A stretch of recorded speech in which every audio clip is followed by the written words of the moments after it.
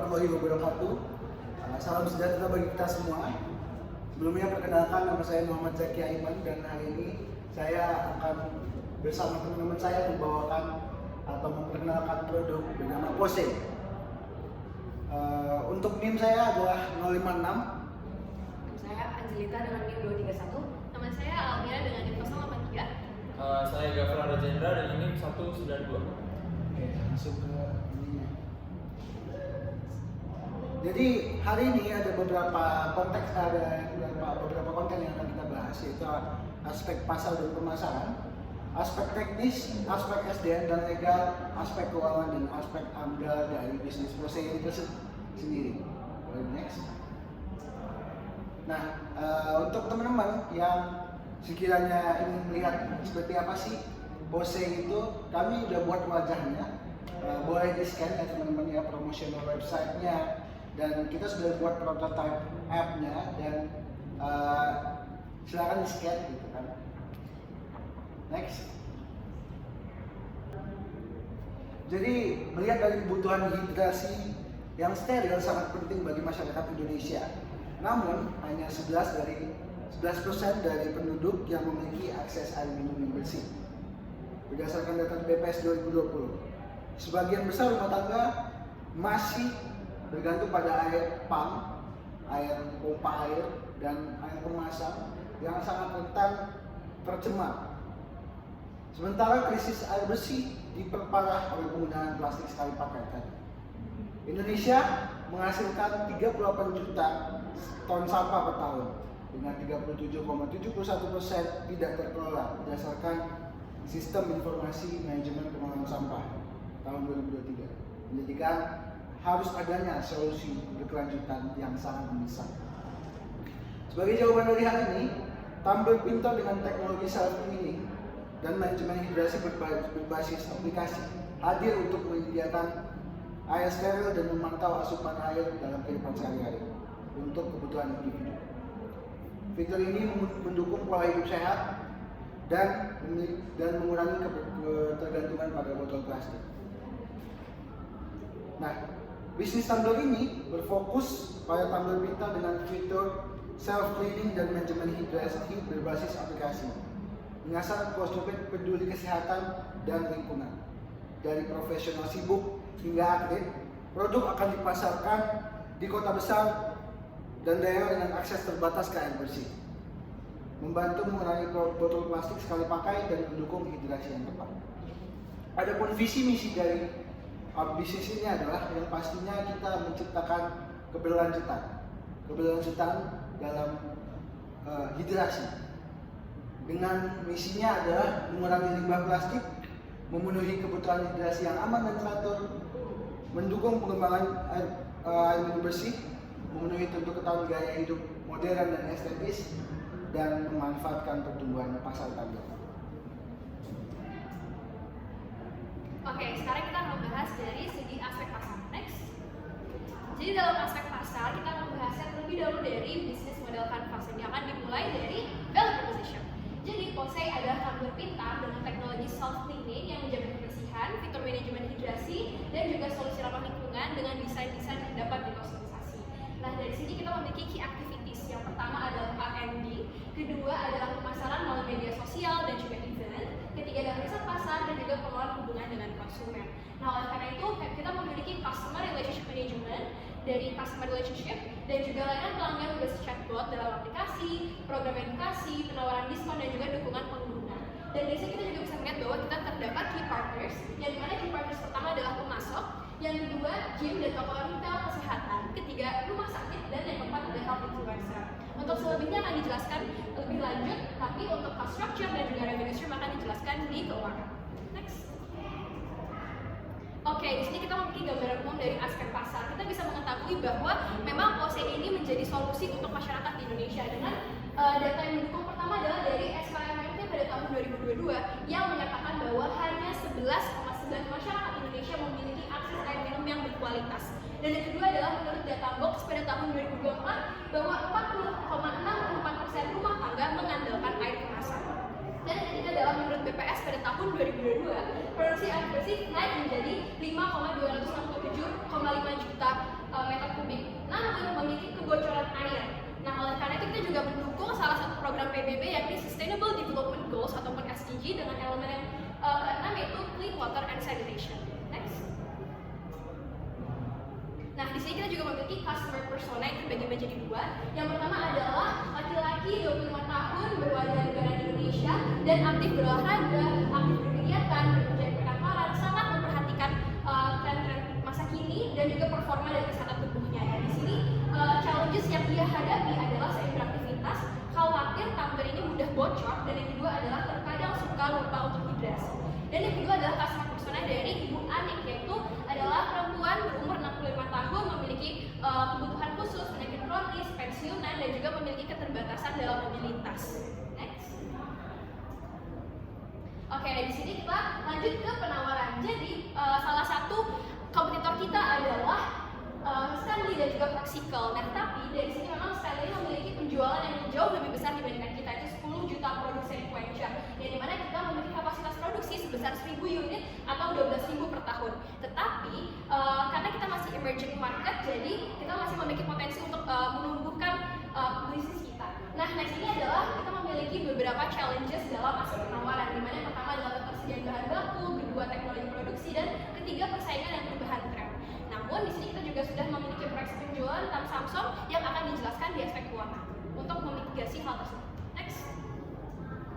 Oke, di sini ada analisis pesaing di mana kita memiliki Stanley, Proxical, Tupperware, dan juga Walk and Walk. Tetapi kompetitor yang sangat-sangat relevan dengan kita adalah pertama Stanley dan juga kedua Proxical. Di sini kita juga sudah melakukan benchmarking antara produk kami dan juga mungkin dari Proxical, yang dimana kita juga memiliki tempat yang sama.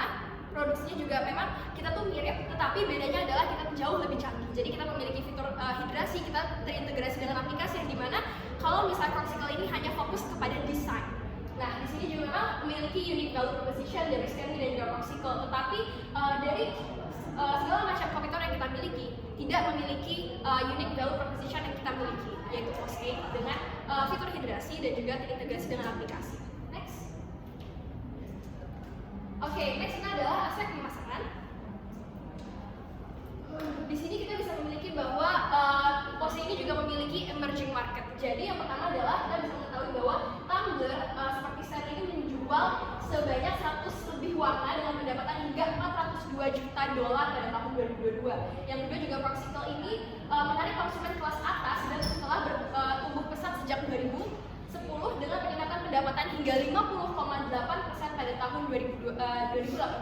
Dan next ini adalah permintaan tumbler berteknologi canggih itu meningkat, terutama di perkotaan, sebanyak 56,7% populasi di Indonesia. Oleh karena itu memang kita memiliki market yang sangat baik dan kita memiliki potensi yang sangat besar untuk bertumbuh dengan besar. Dari sinilah kita membaginya menjadi segmenting, targeting, dan juga positioning. Dalam segmennya kita tadi sudah memiliki customer persona, pencinta olahraga, dan juga individu dengan kebutuhan kesehatan yang khusus. Untuk targeting itu seperti atlet, penggemar olahraga, individu aktivitas fisik tinggi, dan juga mencakup orang dengan kondisi medis khusus yang membutuhkan akses hidrasi praktis dan manajemen kesehatan. Dan di sini kita memiliki positioning yang disebut Your Loyal Companion for Every Activity. Next. Oke, di sini kita memiliki produk di mana Smart Tumbler Pose menghadirkan fitur filtrasi otomatis, menjadi air bersih dan juga ergonomis, dan menjaga suhu minuman hingga 12 jam. Dan price ini kita akan menjual dari 1.134.000 dengan strategi harga yang penetrasi, menawarkan harga yang awal kompetitif. Nanti juga kita memiliki promosi dan pada saat peluncuran, dan kita juga menawarkan bundle dengan aksesoris tali menjadikannya seperti fashion statement seperti berikut yang dapat disambungkan dengan tumblernya.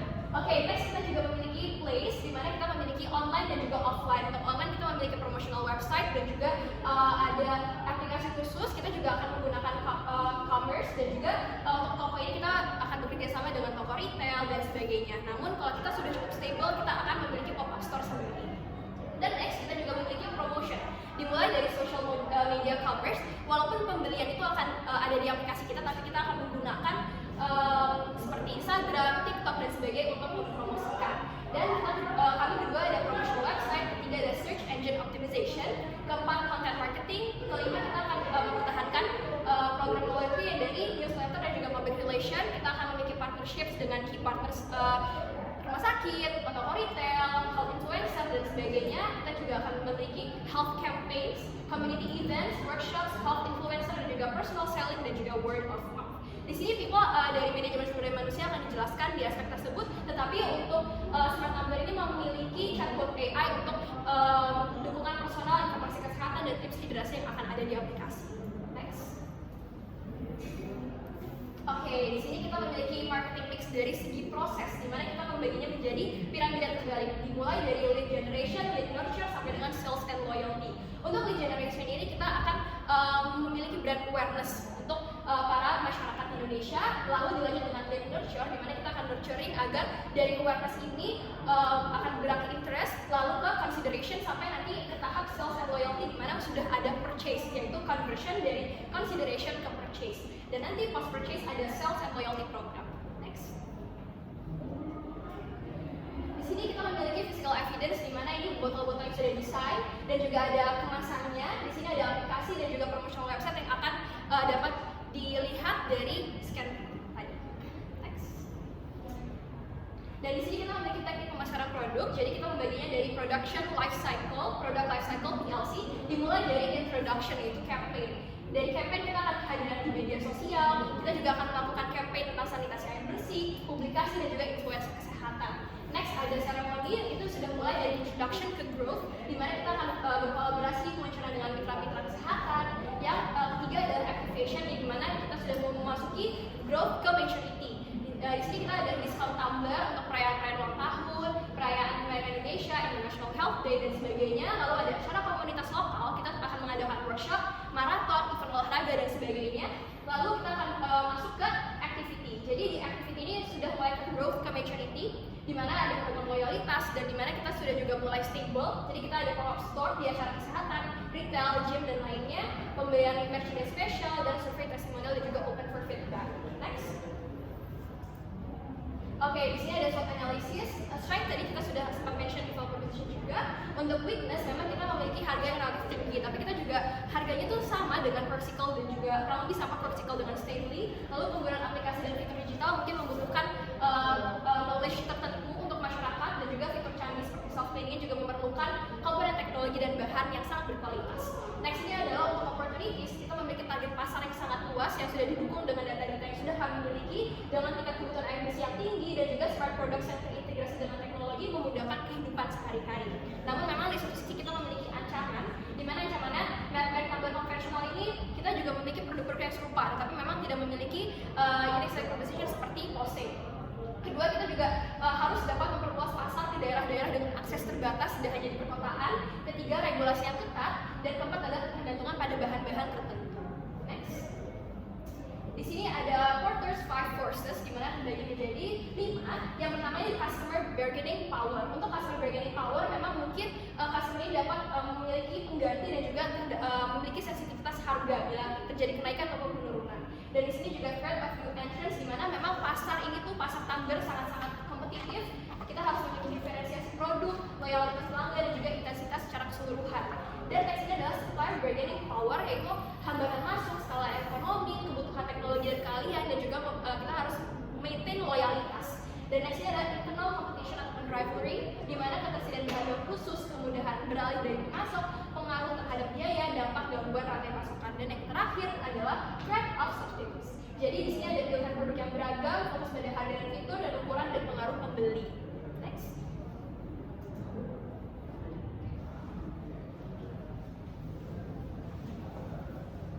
Oke, di sini setelah kita melakukan aspek dari pemasaran, kita juga melakukan aspek teknis.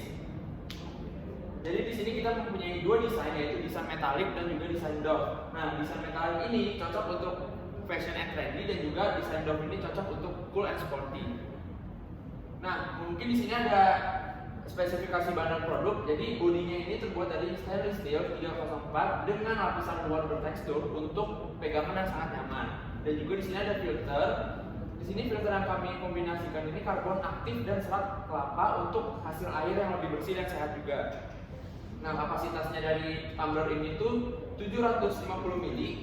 Ini tuh ukuran ideal untuk penggunaan harian juga. Dan di sini dimensinya ini dengan tinggi 20 cm, diameter 7 cm, dan berat sekitar 350 gram untuk mobilitas yang tinggi. Nah, kita juga punya baterai. Kita memakai baterai lithium ion 500 mAh yang tahan hingga 7 hari dalam sekali pengisian. Nah, terakhir di sini kita memiliki fitur tambahan seperti indikator level air, pengaturan suhu, mode pembersihan otomatis, serta koneksi dengan aplikasi seluler. Nah, di sini kita memiliki proses pembuatan dari produksi tersebut. Yang pertama adalah desain. Kita mendesain dan pengembangan produk, yaitu dengan konseptualisasi menggunakan sketsa dan model 3D. Lalu kita lanjut ke spesifikasi secara teknis. Dan lalu kita membuat prototipe dan penyempurnaan. Kedua, di sini ada pembuatan cetakan. Yang pertama kita lakukan adalah cetakan bodi dulu untuk pembentukan bagian utama tumbler dan juga cetakan komponen-komponen kecil seperti tutup dan tombol. Lalu di sini ada pembuatan komponen, yaitu pemotongan dan pembentukan seperti material sesuai spesifikasi, dan ada pengelasan atau penyambungan, yaitu konstruksi yang kokoh, dan juga pembuatan filter, yaitu media filter dengan karbon yang aktif atau serat kelapa. Di sini juga ada perakitan, yaitu perakitan komponen. Ini tuh menyatukan semua bagian yang sudah tadi disiapkan dan juga melakukan pengujian fungsi awal untuk memastikan semua fitur awal ini berfungsi dengan baik. Di sini ada selanjutnya kita melakukan pengujian kualitas, yakni uji kebocoran, kinerja filter, dan juga daya tahan. Setelah itu kita melakukan finishing, yaitu pembersihan. Kita tuh menghilangkan sisa-sisa material tersebut. Dan di sini juga ada pelapisan, ini bersifat opsional untuk melindungi, untuk perlindungan dan juga estetika. Dan kita melakukan pengemasan awal untuk melindungi selama pengiriman berlangsung. Di sini juga ada kontrol kualitas akhir, yaitu yang pertama inspeksi visual. Ini tuh untuk memastikan agar tidak ada yang cacat sama sekali, dan juga pengujian fungsi secara acak. Hal ini untuk memastikan standar dari kualitas tumbler itu sendiri. Nah, di sini yang terakhir ada distribusi, yaitu pengemasan akhir. Ini tuh untuk menginformasikan produk dan juga petunjuk untuk penggunaan produk tersebut. Dan juga di sini ada pengiriman untuk ke distribusi ke konsumen atau distributor. Next. Nah, untuk per bulannya kita merancang untuk 1000 unit setiap bulannya, dan juga setahun itu kita 12.000 unit. Nah, lokasi perusahaannya kita itu berlokasi di jantung kawasan industri Gunung Sindur, Bogor, lebih tepatnya di Jalan Pemuda Raya. Dan berikut adalah layout pabrik kami. Jadi jenis layout yang kami gunakan ini adalah proses layout. Jadi dengan mengelompokkan mesin-mesin berdasarkan fungsi seperti mesin laser, bending, dan CNC dalam satu area produksi. Seperti itu. Di sini ada pemilihan teknologi yang kami sediakan, yaitu dengan pertama filtrasi yang efektif, yaitu dengan membran dan karbon aktif. Hal ini tuh buat menyaring air secara efektif untuk menjamin kebersihannya. Dan juga ada sensor kualitas air, yaitu untuk memantau kondisi secara real time-nya. Dan kedua, kita terintegrasi dengan aplikasi pintar. Ini tuh dihubungkan melalui Bluetooth Low Energy yang koneksinya stabil dan juga hemat daya. Dan juga kita memiliki aplikasi khusus yang tadi sudah dijelaskan di awal. Dan juga kita memiliki tumbler tersebut, kita memiliki layar modern untuk tampilan yang sangat jelas. Hal ini tuh menampilkan informasi dengan hemat daya. Dan keempat, kita melakukan sensor yang cerdas, yaitu sensor suhu dan level air untuk memantau kondisi tumbler secara akurat, dan juga baterai yang tahan lama. Untuk metode persediaan kita tuh memakai assemble to order. Nah, assemble to order ini adalah strategi produksi di mana komponen-komponen utama ini diproduksi terlebih dahulu, kemudian dirakit sesuai pesanan pelanggan.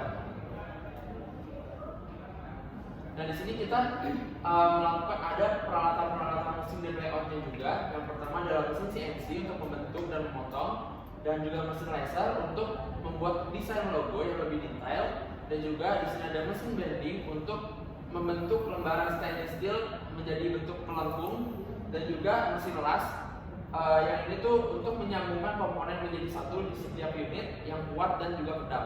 Dan terakhir adalah mesin finishing untuk memperhalus dan meningkatkan estetika permukaan tumbler. Baik, selanjutnya kita akan membahas mengenai aspek SDM dan legal. Seperti yang tadi sudah sempat diulas di marketing mix itu, ada elemen people. Mari kita lihat langsung main behind dari closing. Dimana sumber daya manusia ini tidak kalah penting karena mereka ini menjadi elemen penggeraknya juga dalam koordinasi dengan berbagai divisi, di mana kita melihat struktur organisasi perusahaannya terdiri dari divisi-divisi utamanya yaitu manajemen, pengembangan produk, R&D teknologi, pemasaran, dan layanan pelanggan.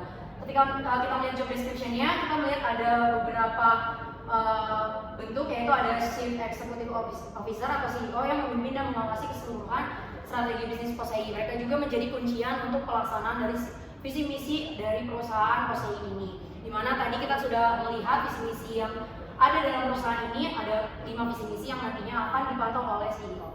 Kemudian ada COO untuk mengelola operasional sehari-hari perusahaan, yaitu produksi, distribusi, dan pengelolaan SDM.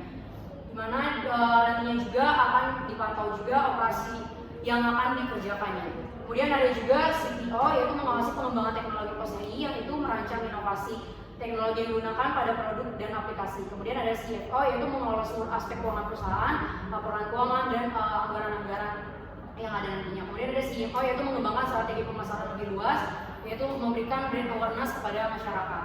Ada juga product manager, yaitu memimpin pengembangan produk POSEI, sales manager mengelola penjualan dengan distributor dan platform e-commerce, customer service manager yaitu mengelola layanan pelanggan tahun POSEI, dan R&D manager atau research and development itu mengawasi riset dan pengembangan produk. Kemudian next, untuk perusahaan dari PT POSEI sendiri adalah PT yaitu perserahan terbatas, di mana benefitnya itu ada perlindungan hukum, di mana PT POSEI ini menjadi badan hukum memberi perlindungan kepada pemilik modal, di mana tanggung jawab terbatas pada modal yang disetorkan. Dengan demikian pemegang saham tidak bertanggung jawab secara pribadi atas utang perusahaan. Kemudian ada juga kemudian investasi. Bentuk PT memungkinkan perusahaan untuk menerima investasi eksternal dari venture capital, angel investor, atau melalui penerbitan saham di kemudian hari. Kemudian ada skalabilitas bisnis.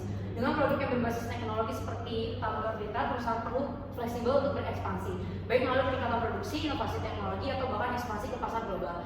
PT juga memberikan struktur yang memungkinkan pengelolaan perusahaan yang lebih besar dan kompleks. Kemudian kita lihat prosedur perizinannya, di mana ada sertifikasi dan perizinan yang diperlukan oleh PT POSEI. Dengan adanya NIB, yaitu nomor induk berusaha, itu dibuat dari sistem OSS atau Online Single Submission.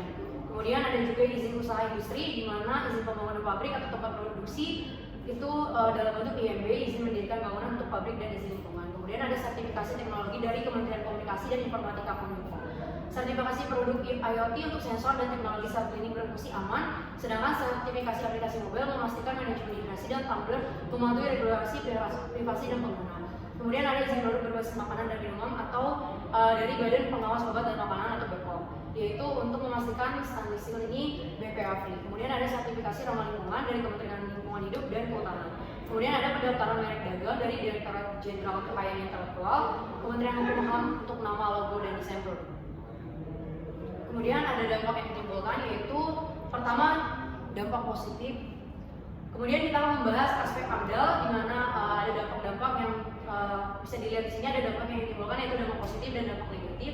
Yang pertama pengurangan limbah plastik, yang kedua kesadaran lingkungan, yang ketiga inovasi teknologi hijau, yang keempat inovasi dalam produk pintar, yang kelima dampak ekonomi positif, yang keenam pengurangan biaya kesehatan masyarakat, yang ketujuh pendidikan konsumen tentang hidup berkelanjutan. Kemudian dampak negatifnya produksi dan limbah elektronik, penggunaan energi, pencemaran tanah dan air, emisi gas rumah kaca, dan masalah kesehatan masyarakat. Perkiraan dampak besar dan pentingnya yaitu ada dampak sosial dan ekonomi. Yang pertama ada peningkatan kesadaran masyarakat, dan kedua penciptaan lapangan kerja, yang ketiga peningkatan kualitas hidup masyarakat, mendorong standar baru di industri, dan memperluas pasar produk teknologi lokal. Kemudian dampak lingkungannya sendiri adalah pengurangan limbah, kualitas lingkungan yang lebih baik, dan pengurangan penggunaan plastik sekali pakai. Kemudian di sini ada aspek AMDAL, yaitu tujuan dan kegunaan studi AMDAL, di mana ada perencanaan berkelanjutan atau seperti yang tadi sudah dibahas, ada elemen ke-6 dari SDGs, di mana di sini juga bisa memitigasi limbah dan mengadaptasikan inovasi untuk ramah lingkungan. Yang kedua ada pemantauan regulasi, di mana tetap meninjau standar produk nasional yang sesuai dengan peraturan yang berlaku. Kemudian ada partisipasi publik, di mana bisa meningkatkan kesadaran masyarakat terhadap manajemen migrasi dan juga ramah lingkungan. Kemudian ada rencana tindakan mitigasi, yaitu ada pengelolaan limbah produksi seperti recycle program, zero waste policy, penyediaan usaha daur ulang, dan mitra dengan NGO. Yang kedua ada penggunaan energi terbarukan, di mana ada energi hijau, audit energi.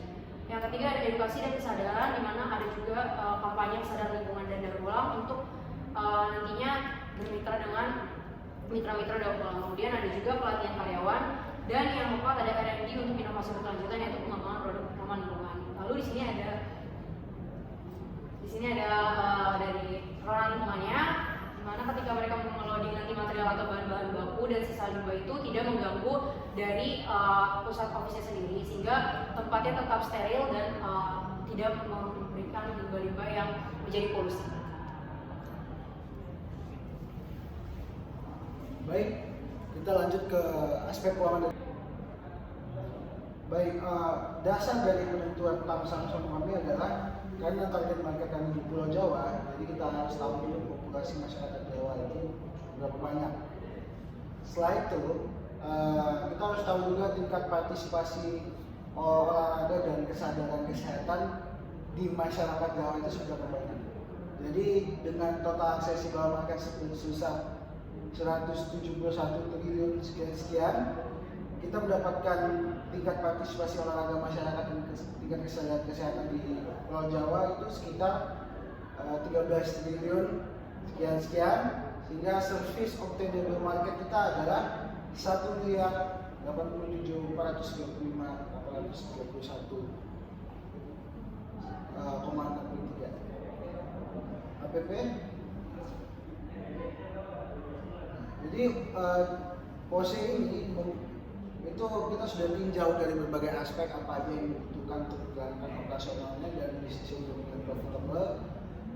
Kita memproduksi sebanyak 12.000 unit per tahun dengan total biaya produksi 1 tahun adalah 8 miliar 150 juta 300 ribu rupiah, dan untuk harga pokok produksinya sekitar 679,19167.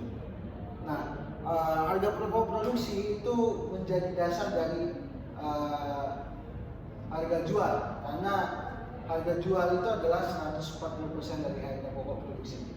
Baik, kita lanjut ke proyeksi penjualannya. Unit penjual itu ada 950 unit per tahun dengan harga jual 1.134.000. Kita dapat total penjualannya pada bulan Januari hingga bulan Desember itu sekitar 12.919.996.000. Ini akan berpengaruh ya pada laba ruginya.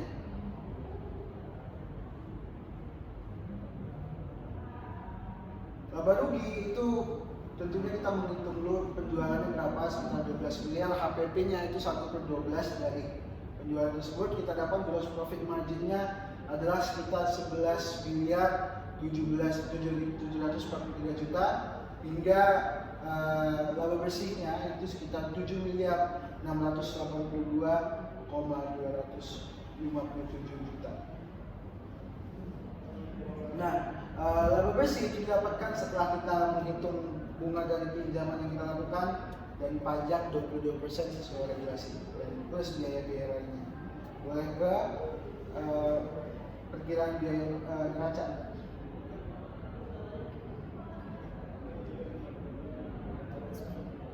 Untuk neraca kita tidak buat proyeksi 5 tahunnya karena bisnis pose ini sudah untuk dalam 1 tahun, jadi growth-nya pasti eksponensial ya.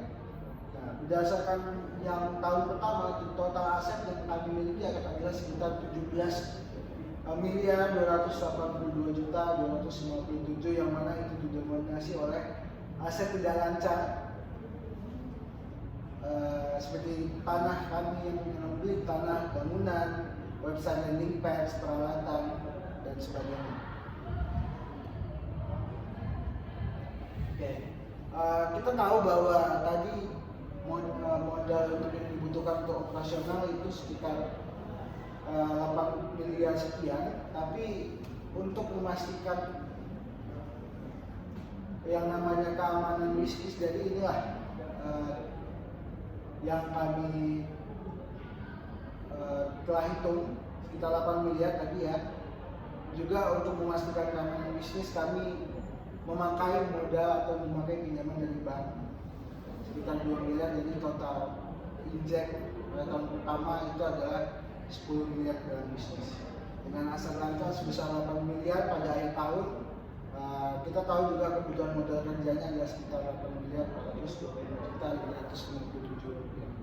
Oke, kita lanjut ke analisis laporan keuangan.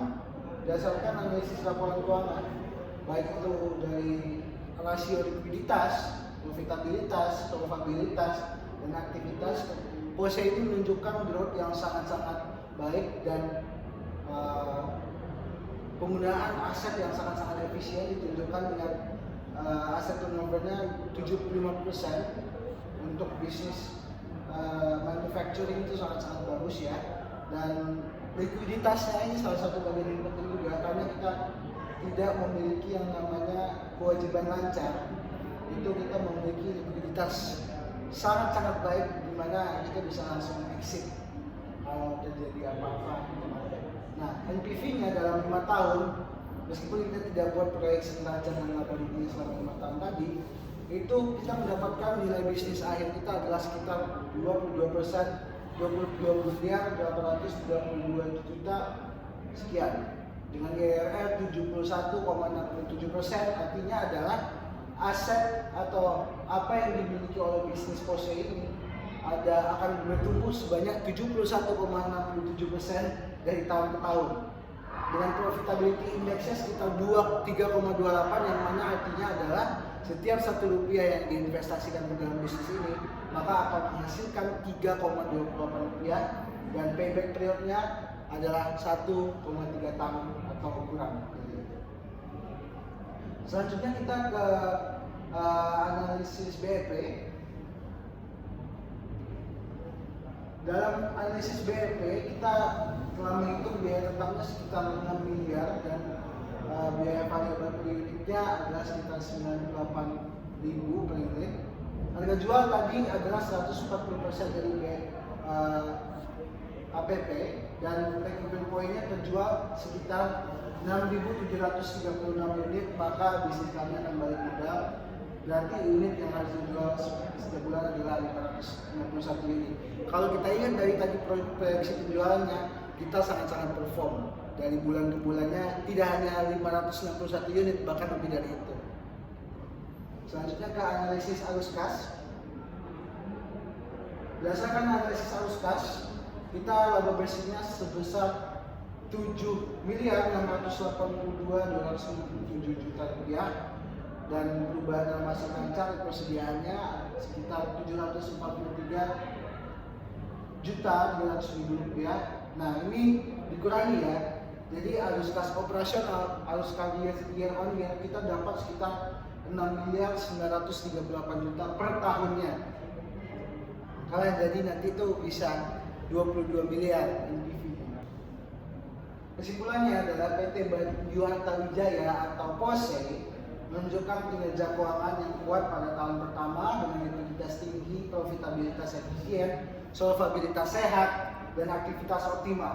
Proyeksi investasi mengindikasikan pertumbuhan yang signifikan dengan NPV sebesar 22,83 miliar, IRR 71,67%, dan profitability index sekitar 3,28, membuat investasi ini sangat layak untuk dieksekusi secara keuangan. Mungkin akhir kata itu adalah bisnis ini tuh belum dipraktekkan, tapi berdasarkan perhitungan dan tujuan kami sangat optimis bahwa bisnis ini dapat berkembang dan benar-benar memberikan dampak yang signifikan terhadap perubahan hidup masyarakat, karena air minum itu adalah bagian yang kecil dalam kehidupan sehari-hari tapi sangat vital.